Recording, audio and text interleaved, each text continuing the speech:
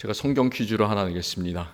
성경 퀴즈 대회를 하면 빠지지 않고 항상 나오는 그런 물음이 있습니다. 우리 성도님들도 답을 한번 생각해 보시기 바랍니다. 성경에 따르면 가장 성경에서 오래 산 사람은 누구일까요? 그리고 그 사람이 몇 살을 살았을까? 아십니까? 이현숙 권사님께서 말씀하셨네. 예? 예, 영어로 말씀하시네요. 예. 예. 무드셀라 969살 살았습니다. 예. 그렇게 성경에 나와 있습니다. 많은 성경학자들이 왜 노아 이전에는 사람들이 이렇게 900년 넘게 오래 살았는데 왜 그 후에 갑자기 인간의 수명이 줄어들었을까? 그것을 연구했는데 그런 과학적인 근거를 찾지를 못했습니다. 다만 우리가 창세기 5장을 우리가 읽었는데 창세기 6장 3절에서는 이런 말씀을 하나님께서 하고 계십니다. 여호와께서 이르시되 나의 영이 영원히 사람과 함께하지 아니하리니 이는 그들이 육신이 됨이라. 그러나 그들의 날은 120년이 되리라 하시니라. 그러니까 인간이 너무나 많은 죄를 지었기 때문에 죄인이기 때문에 계속되는 그런 인간의 죄 때문에 하나님께서 인간의 수명을 짧게 정하셨다. 우리는 그렇게 봅니다. 무두셀라 세상에서 969년을 살았다고 하는데 성경에서는 무두셀라가 969년을 살면서 자녀를 낳았더라. 이 얘기밖에 나오지 않고 그가 어떻게 믿음의 삶을 살았는지에 대해서는 믿음의 발자취에 대해서는 하나도 성경은 말씀하고 있지 않습니다. 그런데 우리가 오늘 읽은 말씀 무두셀라의 바로 위에 아버지였던 에녹을 통해서는 하나님과 동행하는 사람이 어떻게 믿음을 가지고 살아갈 수 있는가를 정말로 잘 보여주고 있습니다. 그런 믿음의 증거를 단지 에녹을 통해서 에녹이 이런 사람이었다라는 것을 바라보는 것이 아니라 우리도 그런 믿음을 하나님과 동행하는 믿음을 함께 가졌으면 참 좋겠습니다. 성경에 에녹에 대해서 길게 말씀하지 않습니다. 오늘 읽은 4절이 전부입니다. 창세기 5장 21절부터 24절까지요. 그런데 22절에서도 성경은 하나님과 에녹이 동행했다라고 나오고요. 한 번만 얘기하는 것이 아니라 그 짧은 절인데도 불구하고 24절에서도 또 에녹이 하나님과 동행하더니 그 구절이 또 반복되고 있습니다. 주일에는 교회에 열심히 나오는데 주일에만 나오고 참 경건한 척 하는데 주중에는 자기 멋대로 사는 사람들을 뭐라고 합니까? 썬데이 크리스찬이라고 많이 얘기하지 않습니까? 세상에 참 많은 썬데이 크리스찬들이 있는데 에녹은 그런 썬데이 크리스찬이 아니라 항상 하나님과 동행하는 사람이었다라고 말씀하고 있습니다. 그러니까 항상 하나님과 길을 함께 걸어갔다. 동행이라는 말은 walk with God이잖아요. 하나님과 함께 길을 걸어가는 그런 사람이었다라는 것을 하나님과 동행했다라는 그 반복되는 구절을 통해서 우리가 알 수가 있습니다. 하나님과 동행했던 에녹의 삶이 어떤 것이었나 우리가 좀 더 성경을 통해서 깊이 생각해 보기를 원합니다. 그가 65세에 첫 아들을 낳았다고 합니다. 무드셀라를 65세에. 그런데 65세면 어떻게 65세의 아들을 낳을 수가 있을까? 그렇게 나이가 들었는데 그렇게 생각할 수도 있겠지만 그 당시에는 빨리 낳은 것입니다. 다른 창세기 5장에서는 아담에서부터 노아에까지 이르는 10세대에 걸친 족보가 나오는데요. 거기 있는 사람들의 그 나이를 잘 비교를 해보면 첫 아들을 낳은 시기가 대개 약 100살 가까이 돼서 아들을 낳은 것을 볼 수가 있습니다. 그러니까 다른 사람들보다 훨씬 더 일찍 첫 아들을 낳았습니다.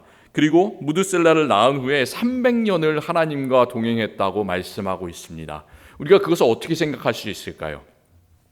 저는 이렇게 생각했으면 좋겠습니다. 그가 첫 아들을 낳기 전까지는 세상에 그냥 평범한 세상적인 삶을 살았는데 하나님과 함께 그 무드셀라를 낳은 후에 300년 동안은 하나님과 동행하는 삶을 살았다. 그러니까 그가 세상을 향하던 삶에서 완전히 돌이켜서 하나님께로 회개하는 그런 삶을 살았다. 우리가 이렇게 생각하면 참 좋겠습니다. 이렇게 에녹은 회개하는 사람이었다라고 생각하십시오.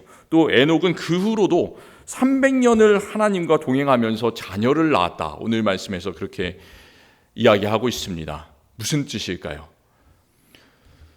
그 말은 하나님과 동행하는 것은 우리가 수도원에 들어간다든지 목사가 된다든지 완전히 세상을 등지고 나 혼자 살아간다든지 이렇게 하는 것이 아니라 우리의 일상적인 그냥 평범한 삶을 통해서도 자녀를 낳고 또 여러 사람들과 함께하는 그런 우리의 일상적인 삶을 통해서 경험할 수 있다는 거예요. 그게 바로 하나님과 동행하며 자녀를 낳았더라, 이런 말을 통해서 우리가 알 수가 있습니다.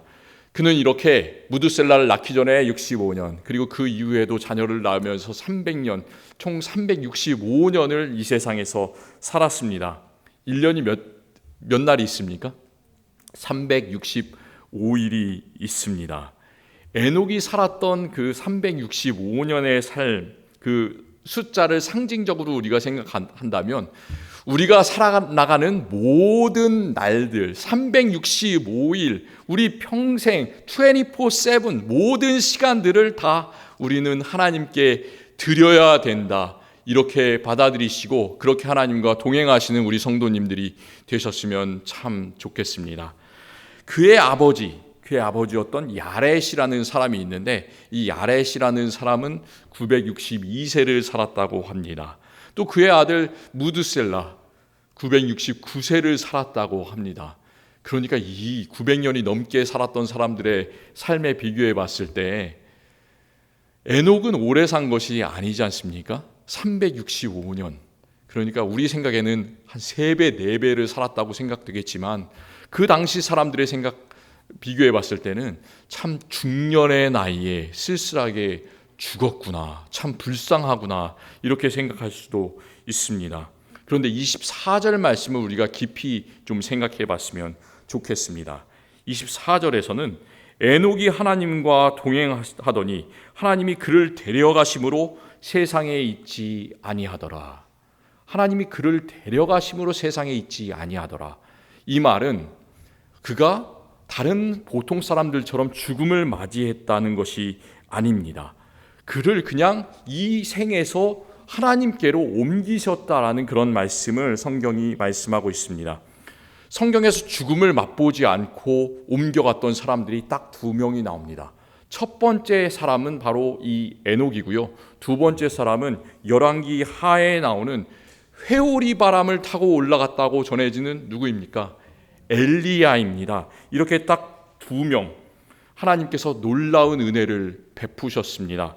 그러니까 에녹은 세상에 있지 아니하다라는 이 구절은 평생을 하나님과 300년을 동행했던 그 사람을 하나님께서 너무나 큰 은혜를 주셔서 너무나 사랑하셔서 죽음을 맛보지 않고 하나님과 영원히 동행하도록 하나님의 나라로 옮기셨다. 그런 놀라운 승리의 말씀입니다. 우리도 그렇게 에녹처럼 승리의 삶을 살아갔으면 좋겠습니다. 우리는 비록 죽겠지만 우리에게는 부활의 소망이 있지 않습니까? 그 부활의 소망을 누리면서 살아갔으면 좋겠습니다. 제가 영화 얘기를 좀 드리려고 해요. 지금으로부터 8년 전에 나온 영화인데 참 불경건하다라는 그런 악평을 많이 들었던 영화입니다. 믿음의 사람 노아를 배경으로 만들었던 그 미국 영화가 있는데 제목이 노아예요. 노아. 혹시 보신 분이 있는지 모르겠습니다. 러닝 타임이 상당히 깁니다. 그래서 2시간 20분짜리 영화인데 성경의 노아 얘기가 다른 이야기들에 비해서 상당히 길게 나오는데요.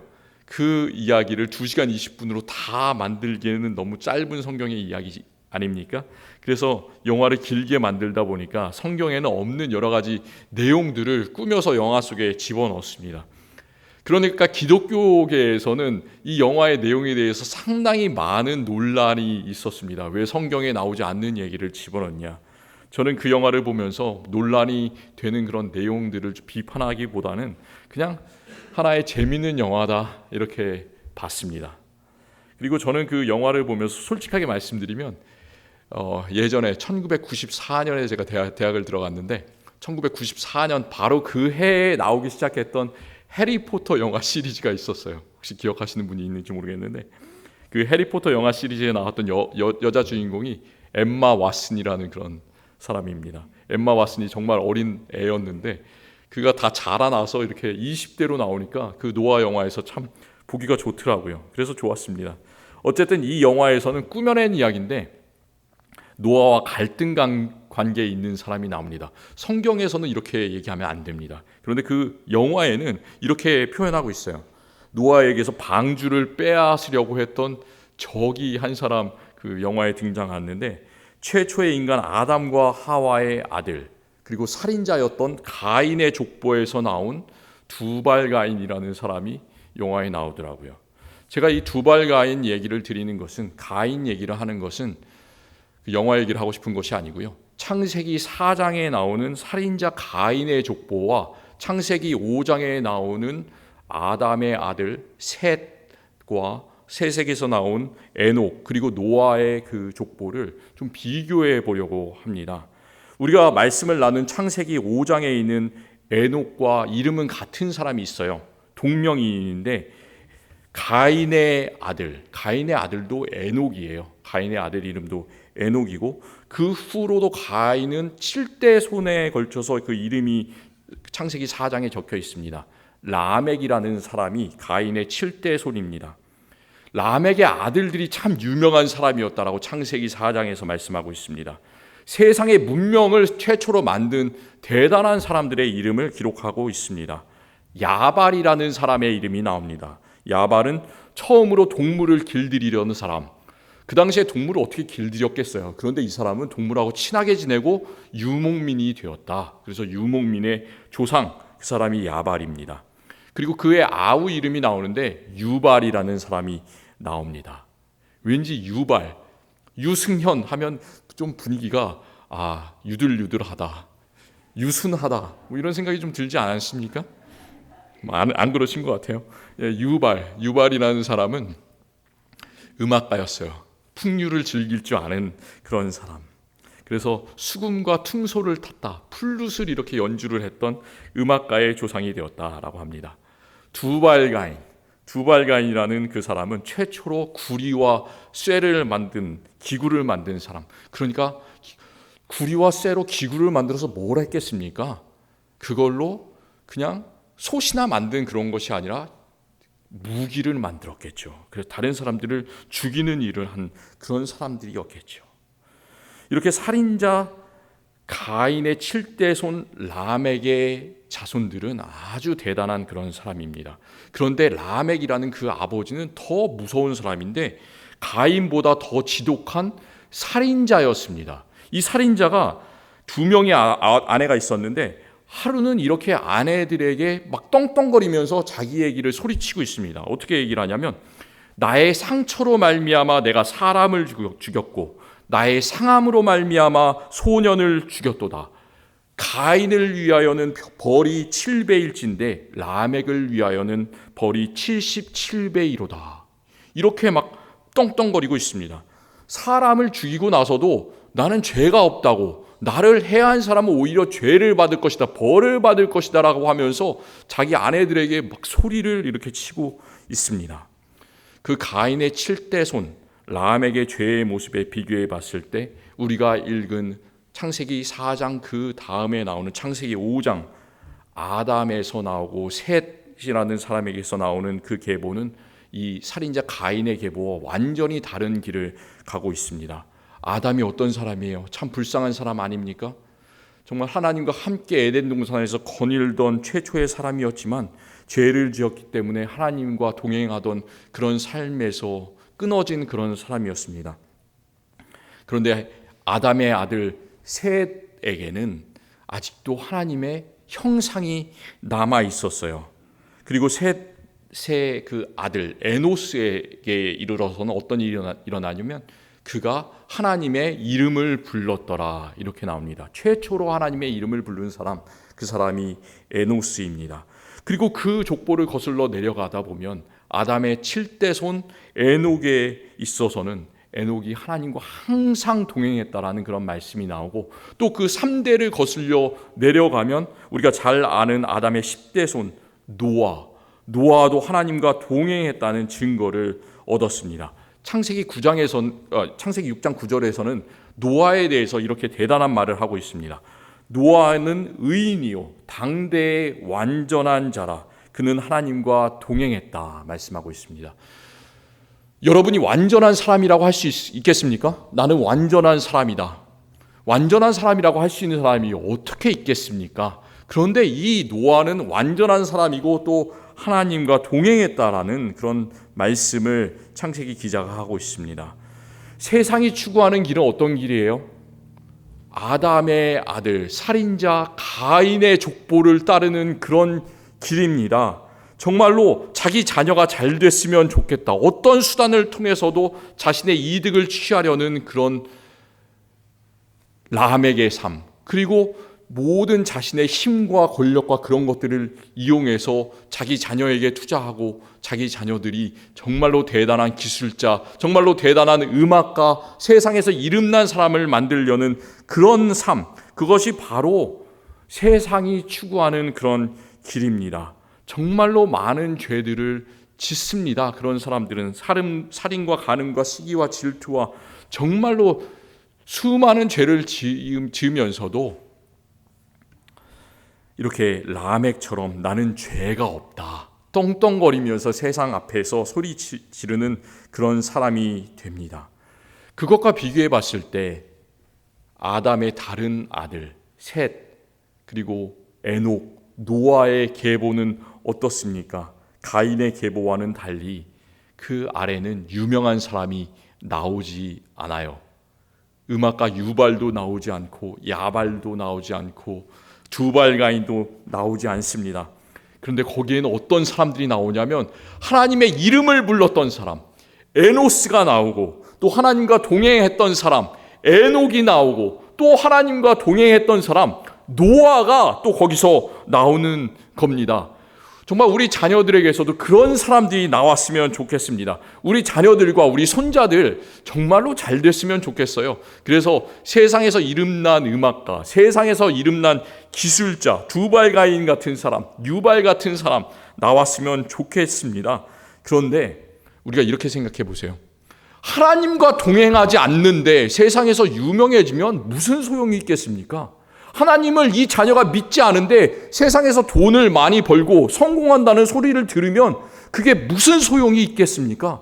정말 우리 자녀들이 하나님을 아는 사람이 되었으면 참 좋겠습니다. 정말로 이름난 사람이 아니라, 세상에서 성공한 사람이 아니라, 세상에서 부자가 아니라 그런 사람이 아닐지라도 세세계보에서 나온 사람 에녹처럼 하나님과 동행하는 사람, 노아처럼 하나님과 동행하는 사람, 그런 사람들이 내가 됐으면 좋겠고, 또 우리 자녀들이 꼭 그렇게 되었으면 참 좋겠습니다. 하나님께 은혜를 받은 사람들이 나왔으면 좋겠습니다. 사람에게 인정을 받는 것이 아니라 하나님께 인정받는 것. 처음에는 그 길이 어려운 길 같고 고난당하는 길 같지만 결국에는 그 길이 잘 되는 길이고 하나님 나라의 영생이 보장된 길임을 우리는 믿습니다. 그렇다면 에녹의 삶에 비춰봤을 때 하나님과 동행한다는 것은 어떻게 살아가는 것을 말하는 걸까요? 에녹의 삶을 우리가 깊이 생각해 보는 것은 쉽지가 않아요. 창세기에서는 딱 4절만 말씀하기 때문에. 그래서 우리가 구체적인 모습을 찾기가 어려운데, 신약 성경에서는 하나님과 동행했던 에녹에 대해서 딱 2군데에 걸쳐서 말하고 있습니다. 첫 번째는 유다서 1장 14절과 15절에서 나오는데요. 유다서에서는 에녹에 대해서 이렇게 말씀하고 있습니다. 아담의 7대 손 에녹이 이 사람들에 대하여 예언하여 이르되, 보라, 주께서 그 수만의 거룩한 자와 함께 임하셨으니 이는 뭇사람을 심판하사 모든 경건하지 않은 자가 경건하지 않게 행한 모든 경건하지 않은 일과 또 경건하지 않은 죄인들이 주를 거슬려 한 모든 완악한 말로 말미암아 그들을 정죄하려 함이라 하였느니라. 이렇게 정죄하지, 계속해서 똑같은 말을 반복하는데 경건하지 않은 사람들이 경건하지 않게 한 일을 정죄하려 함이니라, 이런 이야기를 하고 있습니다. 그러니까 이 말씀은 무슨 뜻이냐면 에녹은 단지 하나님과 동행한 사람이었다라는 그것뿐만이 아니라 당시에 죄악이 세상에 만연해지고 있는 그 가운데 가인의 다른 족보에서 나온 그런 남에게 길로 가는 그런 세상의 사람들이 정말로 많아지고 있는 그런 가운데 이 에녹은 그것은 잘못된 길이야, 돌이켜서 하나님께로 돌아와라 라는 그런 예언자적 선포를 했던 사람, 세상에서 그런 잘못한 사람을 꾸짖고 하나님께로 회개를 외쳤던 세례 요한 같은 그런 예언자의 역할을 했던 사람이라는 것을 유다서는 보여주고 있습니다. 또 다른 한 군데에서 에녹에 대해서 말씀하는 아주 중요한 구절이 있습니다. 히브리서 11장, 믿음장이라고 말하는 히브리서 11장 5절에서 이렇게 말씀하고 있습니다. 믿음의 사람의 계보를, 엄청나게 많은 사람을 계속해서 히브리서 11장은 말씀하고 있는데, 믿음으로 에녹은 죽음을 보지 않고 옮겨졌으니 하나님이 그를 옮기심으로 다시 보이지 아니하였더라. 그는 옮겨지기 전에 하나님을 기쁘시게 하는 자라 하는 증거를 받았느니라 말씀하고 있습니다. 이 말씀은 창세기에서 한 말씀을 정말로 더 정확하게 보여줍니다. 하나님께서 그를 옮기셨다라고 창세기에서는 그냥 그렇게만 말씀하고 있는데, 그게 분명히 창세기에서 말씀하신 그를 옮기셨다는 말이 죽음을 보지 않고 그가 하나님 나라에 정말로 그냥 하나님께서 옮겨주심으로 갔다라는 것을 확실히 알려주고 있습니다. 그리고 하나님과 동행했다라는 그 뜻이 무엇이냐, 그것을 정말 정확하게 보여주고 있는데, 하나님과 동행하는 것은 오늘 말씀의 제목처럼 하나님을 기쁘시게 하는 것이다 말씀합니다. 하나님과 동행하는 것은 하나님을 기쁘시게 하는 것이다. 그는 옮겨지기 전에 하나님을 기쁘시게 하는 자라 하는 증거를 받았느니라. 하나님을 기쁘시게 하는 저와 여러분들이 되었으면 참 좋겠습니다. 무엇이 하나님을 기쁘시게 하는 것인가? 저는 하나님과 동행이라는 단어와 비슷한 구절들을 몇 가지를 좀 비교를 해보고 싶습니다. 하나님과 동행이라는 비슷한 그 구절들을 비교를 해보면 하나님을 기쁘시게 하는 것이 과연 어떻게 살아가는 것인가를 우리가 확실히 알 수 있습니다. 하나님과 동행한다는 말은 하나님과 함께 걷는다는 말이에요. Walk with God. with라는 말이죠. 하나님과 함께 걷는다. 그런데 성경에는 하나님과 동행한다라는 이 말 말고도 비슷한 말이 두 가지가 있습니다.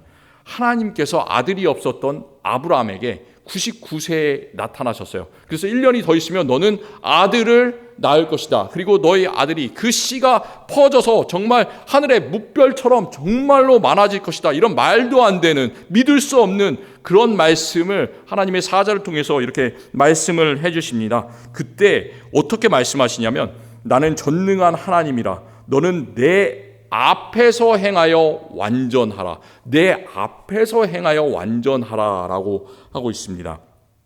하나님과 동행하는 것은 하나님과 함께 걷는 것인데 walk with God. 그런데 반면에 하나님께서 아브라함에게는 너는 내 앞에서 행하여 라고 말씀합니다. 그것은 walk before God입니다. 하나님 앞에서 행하여. 또 신명기 13장 4절에서는 하나님께서 이스라엘 백성들에게 너희가 저 하나님께서 약속하신 그 가나안 땅에 들어가면 이렇게 행해라. 그 중에서 가장 하나님께서 이렇게 행하라는 것 중에 가장 중요한 것이 무엇이냐면 온전히 하나님 한 분만을 섬겨라. 다른 우상들을 섬기지 말아라. 이렇게 말씀하시는데, 그렇게 말씀하시면서 이렇게 이야기를 하십니다. 너희는 너희의 하나님 여호와를 따르며 그를 경배하며 그의 명령을 지키며 그의 목소리를 청종하며 그를 섬기며 그를 의지하라. 이 구절에서 너희는 여호와 하나님을 따르며라고 하고 있습니다. 따른다는 말은 walk after God이에요. 하나님 뒤에 따르라 이런 말입니다.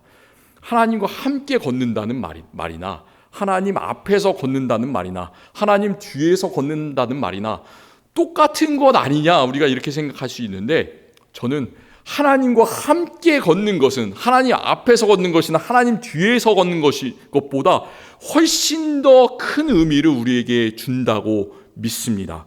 왜 그러냐? 하나님 앞이나 뒤에서 걷는다라는 그런 말을, 그 뉘앙스를 잘 생각해 보면 하나님께서 도덕적인 기준을 정해주세요. 율법을 정해주세요. 그래서 도덕적으로 하나님과 열심히 정말 하나님 뜻대로 살아가기 위해서 그 도덕적인 기준을 지키는 것, 하나님의 율법이 벗어나지 않는 선에서 그 안에서 살아가는 것을 하나님 앞에서 행하는 것, 하나님 뒤에서 행하는 것, 이렇게 말씀을 했는데, 하나님과 함께 걷는 것은 그것보다 훨씬 더 큰 의미가 있습니다. 어느 순간에서나 하나님의 형상을 드러내려고 참 열심히 살아가는 것, 그리고 어느 순간에서나 하나님과 하나 되어서 붙어서 살아가는 것, 단지 하나님께서 벌 주시는 것 때문에 무서워서 하나님의 율법을 지키는 그런 차원이 아니라 하나님과 그저 함께 있는 것이 너무나 기쁘기 때문에 하나님께 가까이 가는 것, 그것이 바로 하나님과 함께 걷는 것, 하나님과 동행하는 것을 말합니다. 아모스서 3장 3절에서는 하나님을 멀리 떠난 이스라엘 백성을 참 안타까운 마음으로 이렇게 말씀하고 있습니다. 우리가 하나님과 마음을 함께 해야 되는데 하나님과 함께 마음을 하지 못하는 그런 이스라엘 백성들이 참 아모스는 마음이 아팠어요. 그래서 이렇게 말합니다. 두 사람이 뜻이 같지 않은데 어찌 동행하겠으며. 그렇잖아요. 사람끼리도 마음이 같지 않으면 어떻게 1km라도 가겠습니까? 다른 길로 가지 않겠습니까? 하나님과 사람도 마찬가지죠. 다른 길로 갈 수밖에 없습니다. 처음 남녀가 만나서 데이트를 할 때, 내가 내 아내를 만날 때, 남편을 만날 때 그 어색했던 순간 한번 기억해 보시기 바랍니다. 그 어색했던 순간. 처음 남녀가 만나서 데이트를 하면 어색해지지 않기 위해서 억지로 말을 만들어서 의도적으로 노력을 합니다. 쓸데없이 날씨 얘기도 하고 학교 얘기도 하고 살아가는 얘기도 하고 계속해서 끊임없이 뭔가를 얘기하려고 해요. 얘기를 10초라도 하지 않으면 뭔가 어색해지고 왠지 분위기가 참 좋아지지 않습니다. 그런데 서로 사랑하는 사람들은 어떻습니까? 아무 말도 하지 않더라도 마음이 편합니다. 전혀 어색하지 않습니다. 같은 차를 타고 같이 가는데 아무 얘기를 하지 않고 그냥 음악을 들으면서, 그리고 조용히 가더라도 마음이 참 편해요. 그냥 같이 갑니다. 우리가 하나님과 함께 길을 걸을 때도 마찬가지입니다. 예수님께서 제자들을 위해서 십자가에 잡히시고 죽기 전날 밤에 이런 말씀을 하셨습니다. 나는 포도나무요 너희는 가지라.